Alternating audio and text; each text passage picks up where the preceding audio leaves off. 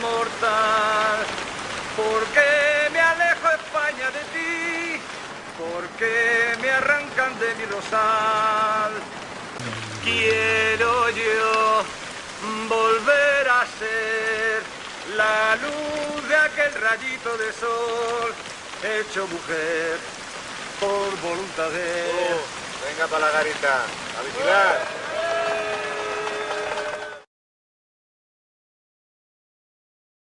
Sánchez Mazas se trouve dans un coin du patio avec d'autres prisonniers.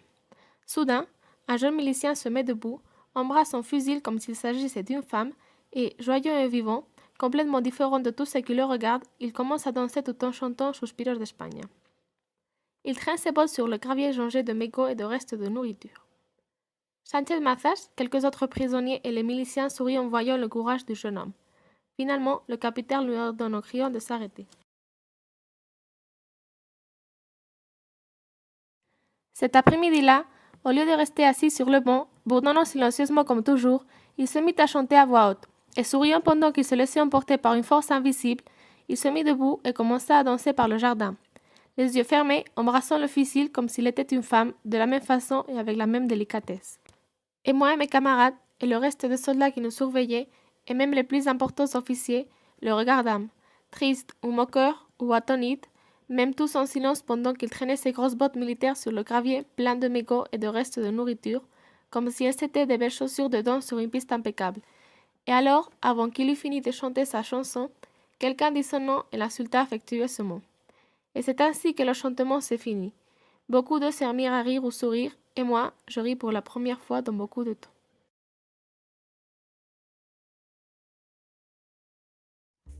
Cette dernière scène a pour protagoniste le milicien qui ne tue pas Sánchez Mazas.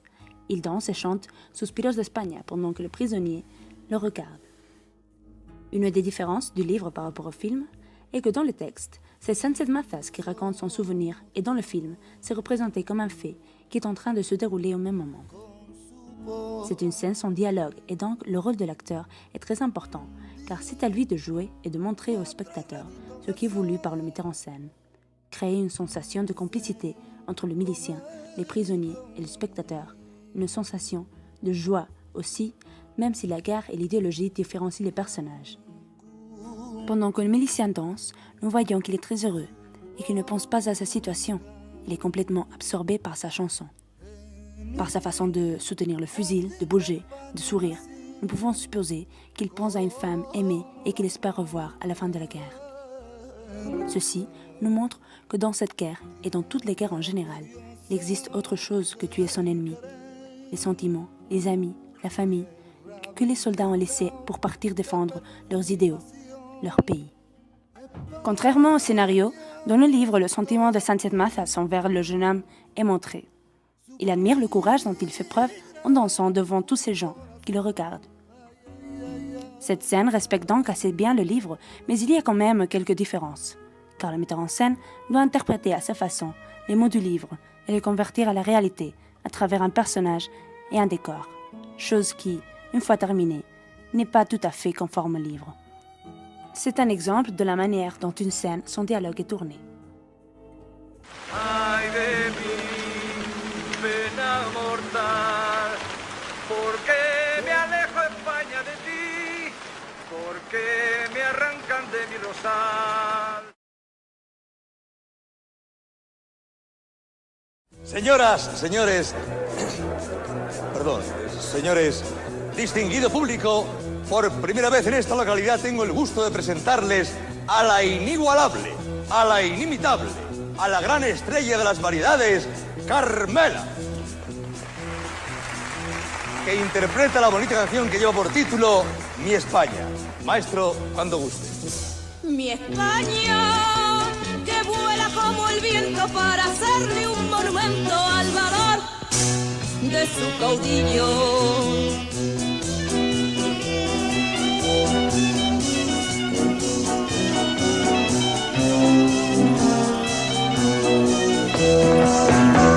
Mi España, que vuela como el viento para hacerle un monumento al valor de su caudillo.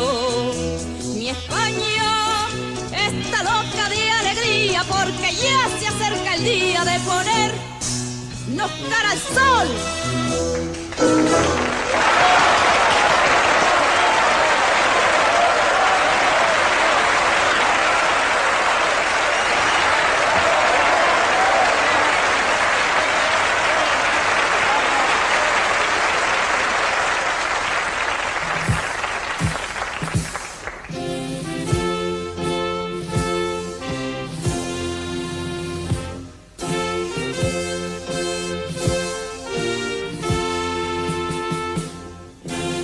¡Viva Alemania! ¡Viva Hitler! ¡Viva!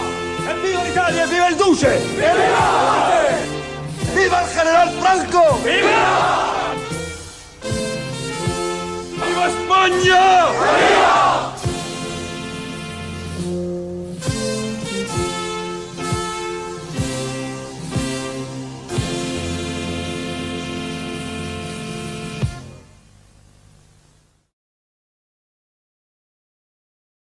La scène s'illumine d'un coup.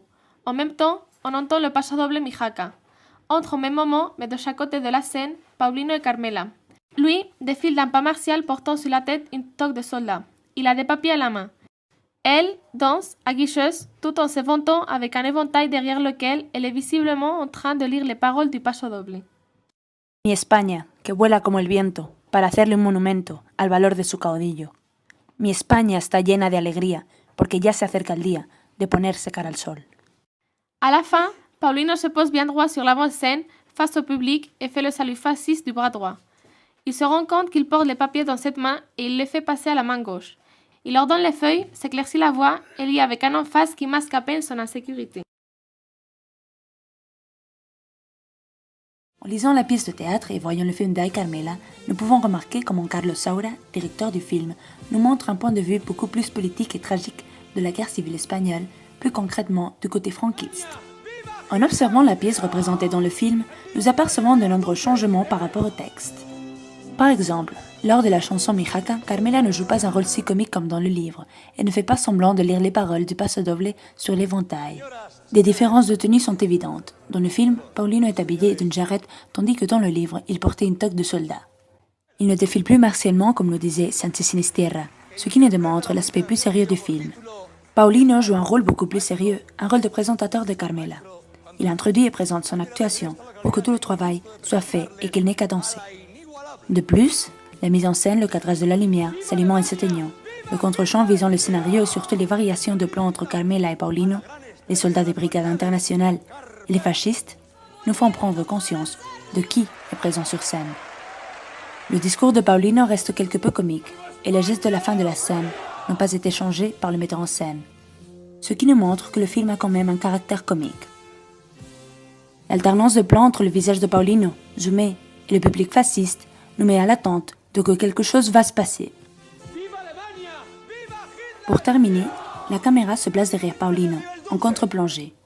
Paulino est retourné avec le bras droit levé, en salut fasciste, et on le voit plus grand, supérieur au soldat qui s'assoit, mais on verra comment ce rapport de supériorité est annulé lors de l'actuation de nos deux personnages principaux.